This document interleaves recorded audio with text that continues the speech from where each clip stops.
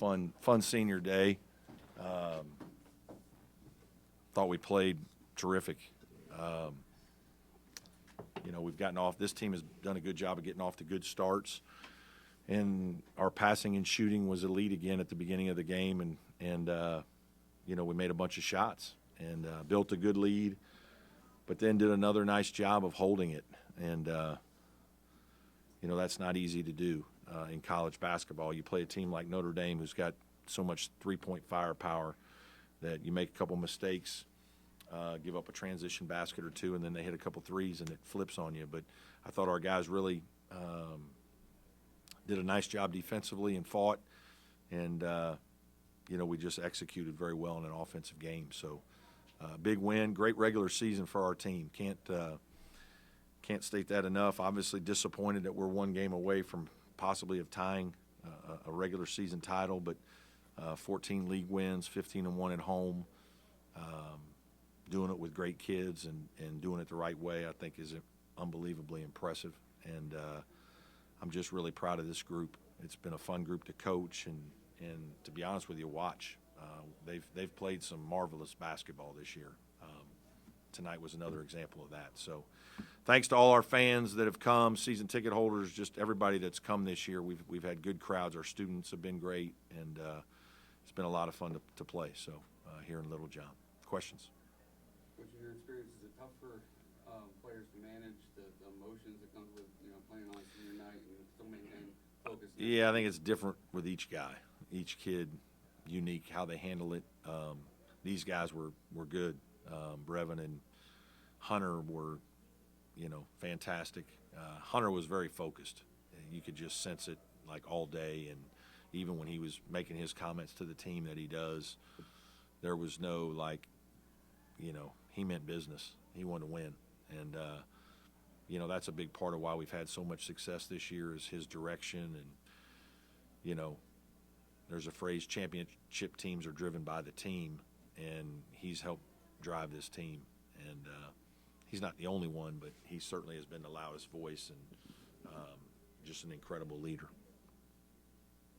With the win, it clinches a number 3 seed in the tournament. Yep. For you, how big are those extra days? Some coaches are like, I'd like to play a Yeah. game more. But how big is that? It's interesting. I do think sometimes if you win a game and then the second game, it helps because you've been in the arena, you've made some baskets, you've had some positive experience. I felt like it helped us a little bit last year, but we'd all rather be in the bye, right? We all rather only have to win 3 or whatever it is. So, that part is good. We get to be off tomorrow.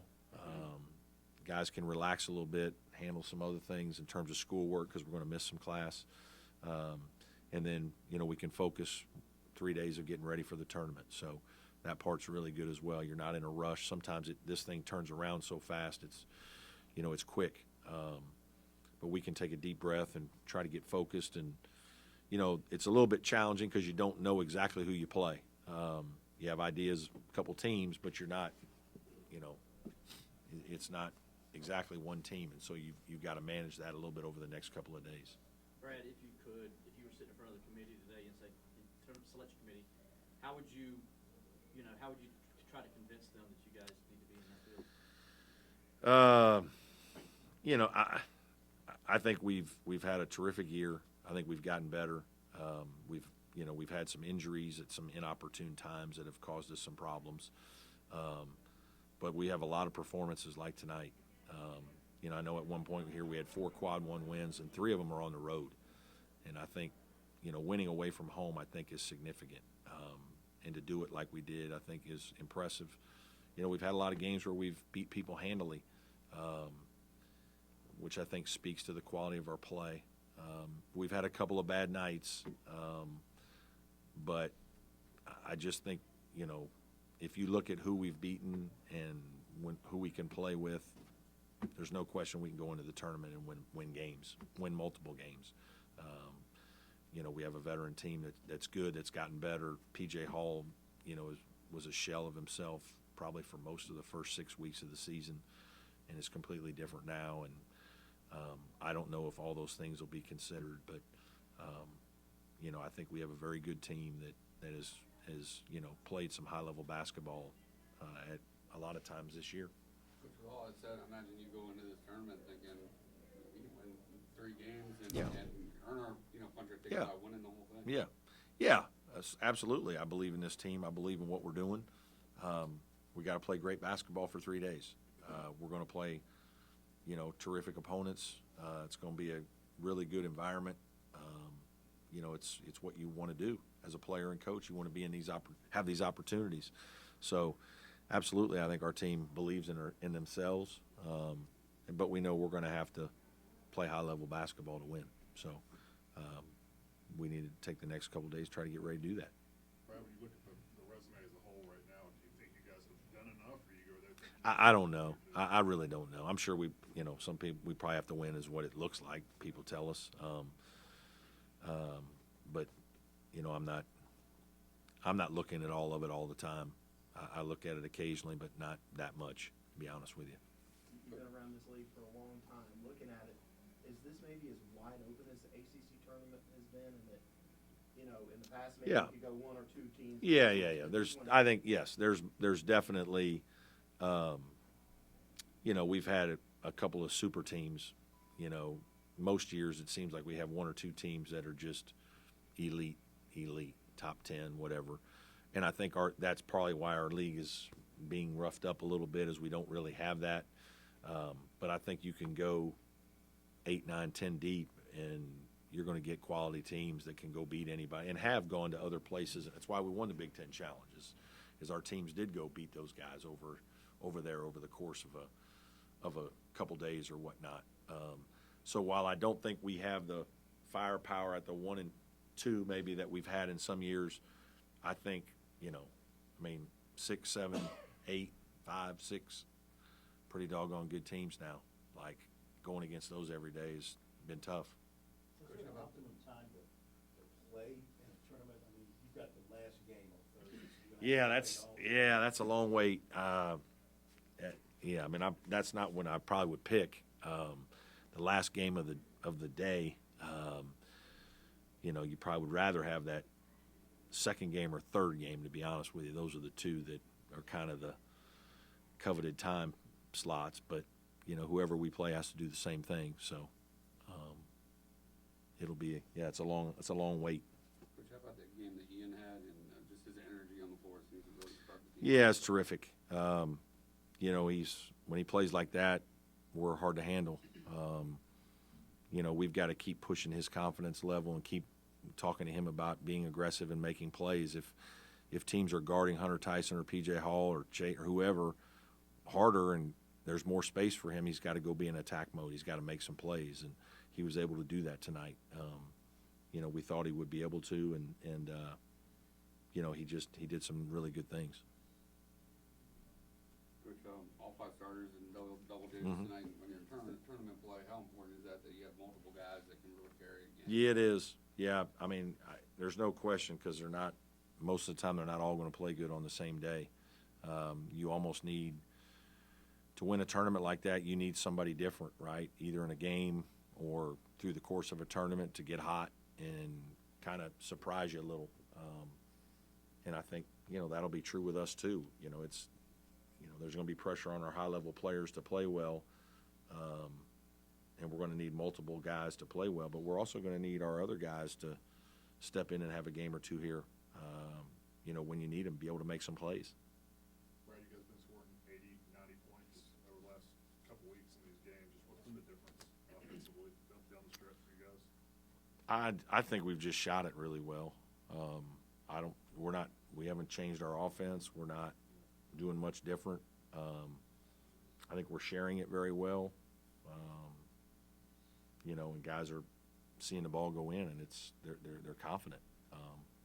We had a night at Louisville where we didn't, and it kind of bit us.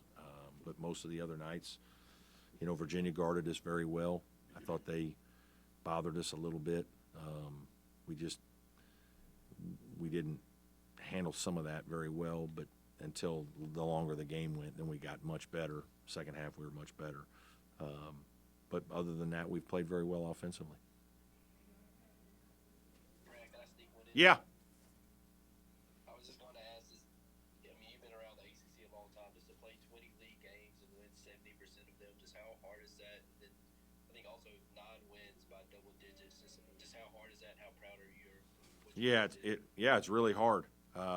It's hard to win 14 ACC games, and several of them, as you mentioned, by double figures. I think, it speaks to the quality of our play, quality of our players. We have good players. But, yeah, I'm really proud of this group because none of the media picked us this way. Nobody thought we were this good. I think our team and staff thought we could be a lot better than people thought. And battling things like, PJ, all he had to deal with at the beginning of the year and kind of helping him through that. Alex Hemingway, the injury in the Richmond game, and then basically not having him most of the year. Obviously, Chase and Brevin both getting hurt, missing games, losing a game when they're out, and trying to manage through that with young players, a young bench, and then kind of getting knocked down a little bit and having to regroup. And I think, we really regrouped very well here last couple weeks of the season. So it just speaks to the character of our kids and the quality of play and of our team, really.